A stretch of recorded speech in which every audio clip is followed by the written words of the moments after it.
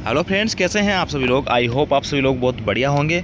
मैं के आर सैनी के आर एजुकेशन पे आप सभी का स्वागत करता हूं। दोस्तों, एक भाई ने जो है कमेंट करके बहुत ही शानदार सवाल यहाँ पे पूछा था कि सर 8 CPC या फिर जो है बेसिक और डीए मर्ज होने पे जो सैलरी बनेगी दोनों के अलग अलग, उसमें से कौन सी सैलरी ज़्यादा बनेगी अगर अपने जो है 8 CPC लगता है एक, या फिर जो है बेसिक और डीए मर्ज होता है, इन दोनों में जो है किस में जो है सैलरी यहाँ पे ज़्यादा बनेगी। हालांकि दोस्तों, मैं आपको बताना चाहूँगा कि जो कर्मचारी संगठन है, यूनियन वगैरह है, वो इस चीज़ की डिमांड कर रही है कि पहले बेसिक और डीए को मर्ज किया जाए। डीए 50% पहुँच चुका है, जैसा कि 7 CPC के अंदर रिकमेंडेशन था, और उसके बाद में 8वां पे कमीशन भी लाया जाए। तो ये दोनों चीज़ें तो यहाँ पे पॉसिबल नहीं है, होती नज़र आ रही है मेरे को, लेकिन दोनों में से एक चीज़ जरूर यहाँ पे लागू होगी बहुत जल्द। अब देखिए दोस्तों, इन दोनों में से किस में जो है कर्मचारी को ज़्यादा फायदा होगा, बेसिक और डीए मर्ज होगा या नहीं होगा, इसके रिगार्डिंग बात करेंगे। और मैंने जो यहाँ पे चार्ट बनाने के आपको समझाने की कोशिश की है कि 1 जनवरी 2026 से गणना की है, और चार्ट मैंने बनाया, उसमें दोनों ही 8 CPC के आधार पे कितनी सैलरी बन रही है, बेसिक और डीए मर्ज होने पे कितनी सैलरी बनेगी 1 जनवरी 2026 से, वो आपको यहाँ पे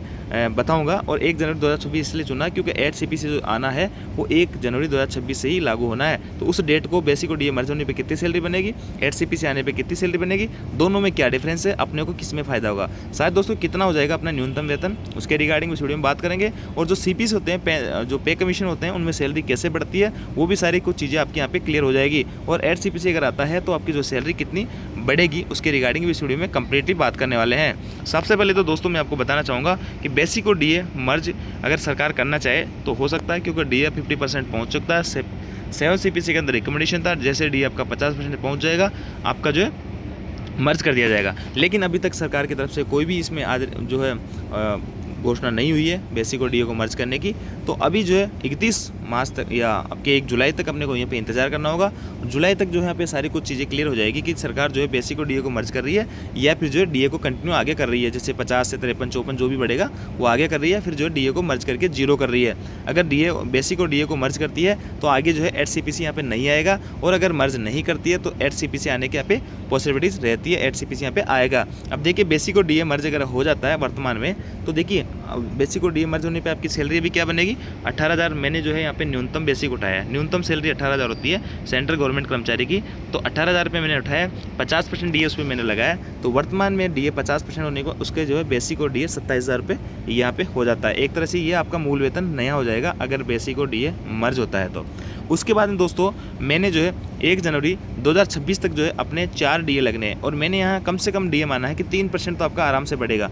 1 जुलाई को जो है 3% बढ़ जाएगा 24 में, 1 जनवरी 2025 को 3% बढ़ जाएगा, 1 जुलाई 2025 को 3%, और 1 जनवरी 2026 को 3% की बढ़ोतरी। अब ये ज़रूरी नहीं है कि यहाँ पे जो बढ़ोतरी मैंने मानी है 3%, ये 5% भी हो सकती है, 4 भी हो सकती है, 2 भी हो सकती है, डिपेंड करता है आंकड़ों पे, महंगाई के जो आंकड़े रहेंगे। लेकिन मैंने कम से कम यहाँ पे एवरेज मानने की कोशिश की है कि इतना जो है डीए आपका आराम से बढ़ जाएगा एवरेज। तो 3% अपने माना है। अगर ये बढ़ भी जाता है या घट भी जाता है तो उसके हिसाब से आप कैलकुलेशन करके आइडिया लगा सकते हैं कि कितनी सैलरी पे यहाँ पे बढ़ जाएगी। अब देखिए दोस्तों, 27,000 आपका बेसिक हो जाता है, और डीए आपका 3 और यानी ये जो है आपका 12% डीए हो जाता है। 1 जनवरी 2026 तक आपका 12% डीए और बढ़ जाएगा। तो ये 12% जो डीए लगेगा वो किस पे लगेगा, 27,000 रुपये। तो इसको अगर 12% डीए नहीं 1.12 से गुना करते हैं तो अपने पास में निकल के आती है सैलरी आपकी 30,240 रुपये यहाँ पे निकल के आती है, जो कि बेसिक और डीए आपका 30,240। इसके एक्स्ट्रा अलाउंसेस की मैं बात नहीं कर रहा हूँ, मैं बेसिक और डीए की बात कर रहा हूँ। इसी के आधार पे सारी आपकी सैलरी कैलकुलेट होती है। तो 30,240 रुपये आपका यहाँ पे न्यूनतम पेमेंट बना करेगा 1 जनवरी 2026 से, अगर बेसिक और डीए अगर मर्ज हो जाता है तो। इसके बाद में दोस्तों यहाँ पे क्लियर हो जाता है, ये सैलरी आप देख लीजिएगा, और बाद में जो सैलरी आएगी 8 CPC आने के बाद में, उसमें दोनों में क्या डिफरेंस रहता है वो आपको यहाँ पे क्लियर हो जाएगा। तो ये चीज़ आपकी यहाँ पे क्लियर हुई होगी। मैंने जो है मान के जो आपको चार्ट बनाया ये आपका समझ में आया होगा। इसके आगे दोस्तों मैं बात करता हूँ। सबसे पहले अब जो है 8 CPC आने पे सैलरी कैसे बढ़ती है उसके ऊपर थोड़ी सी चर्चा कर लेते हैं। पीछे जो पे कमीशन थे उनमें सैलरी कैसे बढ़ी थी। हालांकि दोस्तों मैं आपको एक चीज़ क्लियर करना चाहूँगा कि कोई सा भी पे कमीशन आया हो उसमें बेसिक और डीए को तो मर्ज करते ही करते थे जब पे कमीशन आता था, लेकिन बेसिक और डीए को मर्ज करने के बाद में उस पर एक इंक्रीमेंट भी दिया जाता था। यानी बेसिक और डीए को मर्ज करने के बाद में उस पर कुछ परसेंट की यहाँ पे बढ़ोतरी की जाती थी, जैसे कि सेकंड CPC के अंदर 14.2 की बढ़ोतरी थी, और ऐसे ही जो है अपन देख रहे हो 20.6 की, 27.6 की, और 5वीं में 31% की यहाँ पे बढ़ोतरी हुई थी। और यहाँ पे देखिए 6 CPC के अंदर 54% की बढ़ोतरी हुई थी। आपके 5वें और 6ठे वेतन आयोग से पहले गवर्नमेंट कर्मचारियों की सैलरी इतनी अच्छी खासी नहीं हुआ करती थी, लेकिन यहाँ पे देखिए डायरेक्ट जो है 54% का यहाँ पे इंक्रीमेंट दिया गया था। बेसिक और डीए को जोड़ के उसमें 54% की वहाँ पे वृद्धि कर दी गई थी, जो कि एक तरह से बहुत अच्छी खासी हाइक। तभी से जो गवर्नमेंट नौकरी का जो है ज़्यादा क्रेज़ बढ़ा था 5वें और 6ठे पे कमीशन के बाद में। उससे पहले जो है सैलरी गवर्नमेंट कर्मचारियों की इतनी अच्छी खासी नहीं हुआ करती थी, तो यहाँ पे 54% का इंक्रीमेंट दिया गया था। अभी इंक्रीमेंट जो दिया जाता है वो बेसिक और डीए को जोड़ के उस पर इंक्रीमेंट दिया जाता है। 7 CPC के अंदर जो है 14.3 कुछ खास नहीं मिला था, लेकिन मिला था इतना है। और अब जो है मैं मानता हूँ कि 14.3 नहीं 14.2 मान लेते हैं कि मान लेते 8 CPC के अंदर 14.2% का इंक्रीमेंट अगर दिया जाता है अपने को, तो फिर जो अपनी कितनी सैलरी हो जाएगी एक चार्ट के और माध्यम से आप समझ लीजिए। यहाँ पे देखिए आपको मैं समझाने की कोशिश करता हूँ। 7 CPC जो है आपका, उसमें डीए आपका 125% बढ़ चुका था, तो 125% बढ़ चुका था। और बेसिक को अपन जो है यहाँ पे एक फैक्टर मान लेते हैं, है ना, बेसिक एक मानते हैं, और 125% बढ़ चुका था, तो यानी 1.25 आपका डीए हो गया। तो ऐसे में करके आपका जो फैक्टर बन रहा था, factor when DA merge, DA और बेसिक को मर्ज कर रहे थे, तो 2.25 आपका जो है फैक्टर यहाँ पे बन रहा था। ये चीज़ क्लियर होगी, यानी 100% तो आपका खुद का बेसिक होता है और 125% उस पर डीए लग गया था। टोटल जो है आपका 225% यहाँ पे निकल के आ गया था। तो 225 को अपन 2.25 यहाँ पे फैक्टर मान लेते हैं। अब देखिए इसमें जो है इंक्रीज इन पे कमीशन, यानी 0.32 की जो है इसमें बढ़ोतरी होती है। कैसे, देखिए यहाँ पे नीचे कैलकुलेशन दिया गया, स्टार लगा के आप आराम से समझ सकते हैं। 7 CPC के अंदर इंक्रीज 14.3% का इंक्रीमेंट दिया गया था, मैंने अभी आपको समझाया था। ये 14.3 का जो इंक्रीमेंट होता है वो आपका इस फैक्टर के ऊपर लगता है। बेसिक और डीए को मर्ज करने के बाद में जो फैक्टर आ रहा था 2.25, उसके ऊपर 14.3% निकाला, तो अपने पास निकल के आया 0.32%। और इस 0.32% का जो इंक्रीमेंट है, इसको भी अपन इसमें ऐड कर देंगे, 0.32% इसमें ऐड कर देंगे। तो अपने पास में नया जो 7 CPC के अंदर फिटमेंट फैक्टर निकल के आया था 2.57 निकल के आया था। यानी कि न्यूनतम जो बेसिक थी उस टाइम की 7,000 के करीब थी, तो उसको यहाँ पे 2.57 से मल्टीप्लाई करने पे अपने पास में न्यूनतम भी जो बेसिक निकल के आ रही थी वो 18,000 रुपये निकल के आ रही थी। ये चीज़ आपके यहाँ पे क्लियर हो जाती है। अब देखिए 8वां पे कमीशन है ना, और 50% डी आपका पहुँच चुका है।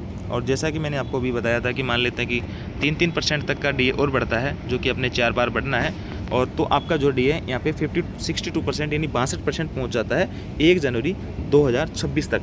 अब देखिए फैक्टर वेन, अब बेसिक और डीए को मर्ज करेंगे, अपने आप में 100% बेसिक होता है, उसमें 62% मर्ज करेंगे तो 162 हो गया, तो इसका फैक्टर जो निकल के आ रहा है 101.62 निकल के आ रहा है। अब देखिए इसमें वही अपन मान लेते हैं कि 14.2% की, 14.3 नहीं से कम ही मान लेते हैं, 14.2% की अगर वृद्धि हो जाती है 8 CPC के अंदर, और ये वृद्धि किस पे होगी, इस पे होगी 1.62 पे, तो इस पे निकल के आएगा 0.23 का इंक्रीमेंट आपको मिल जाएगा। और ये 0.23 इंक्रीमेंट राउंड ऑफ में यहाँ पे इसमें अगर ऐड करेंगे तो 1.85 जो है आपका फिटमेंट फैक्टर यहाँ पे निकल के आएगा। यानी आपकी जो बेसिक रहेगी, न्यूनतम बेसिक जो 18,000 रुपये है, उसको 1.85 से मल्टीप्लाई कर लीजिएगा, वो आपके यहाँ पे न्यूनतम बेसिक हो जाएगी। तो ये चीज़ आपकी यहाँ पे क्लियर हुई होगी कि पे कमीशन के अंदर सैलरी कैसे बनती है। बेसिक और डीए ही मर्ज होता है दोस्तों, लेकिन बेसिक और डीए को मर्ज करने के बाद में उसके ऊपर एक इंक्रीमेंट और दिया जाता है, 10, 20, 30 जो भी सरकार चाहे यहाँ पे जो इंक्रीमेंट दिया जाता है, तो उस हिसाब की आपकी जो सैलरी बनती है पे कमीशन के अंदर ज़्यादा सैलरी बनती है बेसिक और डीए मर्ज, क्योंकि बेसिक और डीए मर्ज आपका वैसे भी हो रहा है और बेसिक और डीए मर्ज आपका पे कमीशन में भी होता है। लेकिन पे कमीशन के अंदर आपका जो है आपको इंक्रीमेंट भी दिया जाता है, लेकिन बेसिक और डीए सिंपल मर्ज करने पे आपको इंक्रीमेंट वगैरह नहीं मिलता है। तो इसलिए 8 CPC कराता है, तो 8 CPC में बेसिक और डीए को मर्ज करने में जितना फ़ायदा हो रहा है उससे ज़्यादा फ़ायदा होगा। आप देख लेते हैं।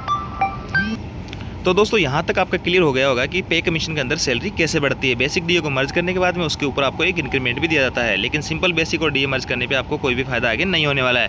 तो अब देखिए 8 CPC अगर लागू होता है 1/1/2024 से, तो जो है सैलरी अपनी क्या बन जाएगी। तो देखिए दोस्तों यहाँ पे 1/1/2024 तक मैंने कहा, 2026 तक मैंने कहा कि 3% करके अपने 4 इंक्रीमेंट लगने हैं, कम से कम माना है, तो ऐसे में 62% अपना डीए यहाँ पे हो जाता है।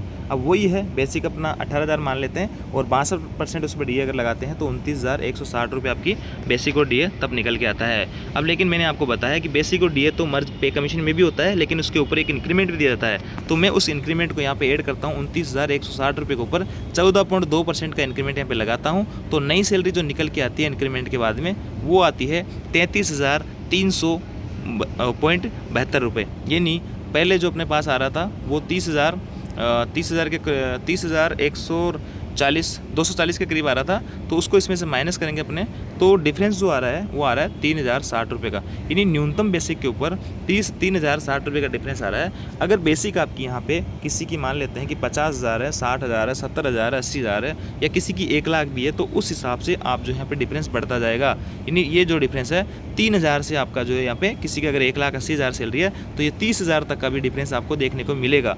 तो इस हिसाब से यहाँ पे पे कमीशन के अंदर सैलरी में अच्छी खासी बढ़ोतरी होगी अगर पे कमीशन आता है तो। दोनों ही मैंने आपको कैलकुलेट करके बताया है 8th CPC के अंदर कैसे सैलरी बढ़ेगी और बेसिक और डीए मर्ज होता है तो आपकी सैलरी कैसे बढ़ेगी। और ये जो मैंने डीए यहाँ पे एज्यूम किया है, ये डीए में बढ़ोतरी या घटोतरी हो सकती है। इसको जितना अगर बढ़ता है या घटता है तो उस हिसाब से आप यहाँ पे कैलकुलेट करके निकाल सकते हैं कि आपका जो है कितना यहाँ पे अमाउंट बनेगी, कितना आपको फ़ायदा यहाँ पे होगा अगर ये चीज़ें लागू होती है तो।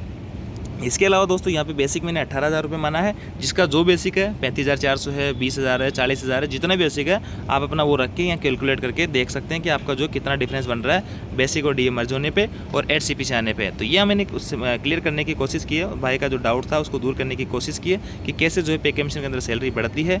ये जानकारी आपको अच्छी लगेगी, वीडियो आपको अच्छा वीडियो को लाइक कीजिए, दोस्तों के साथ में शेयर जरूर कीजिएगा। साथ दोस्तों बेसिक और डीए मर्ज होगा नहीं होगा मैंने आपको पहले क्लियर किया है कि ये जो है जुलाई तक अपने को क्लियर होगा। अभी तक कुछ भी इसमें कहना जल्दबाजी होगा, क्योंकि सरकार की तरफ से कोई भी यहाँ पे घोषणा नहीं हुई है, कोई भी फॉर्मेलिटीज़ नहीं हुई है। ना कोई 8 CPC के बारे में कोई चर्चा चल रही है, ना कोई जो है बेसिक और डीए मर्ज करने के बाद में चर्चा चल रही है। चुनाव के रिजल्ट आने हैं, इसके बाद में जो जल्दी आपको यहाँ पे डिसीजन कुछ ना कुछ सरकार की तरफ से लिया जाएगा। दोनों में से एक चीज़ तो जरूर लागू होगी, ये यहाँ पे क्लियर है। तो ये थी छोटी सी जानकारी दोस्तों। आई होप जानकारी आपको अच्छी लगी, वीडियो को आपको अच्छा लगे वीडियो को लाइक कीजिए, दोस्तों के साथ में शेयर जरूर कीजिए। Thank you.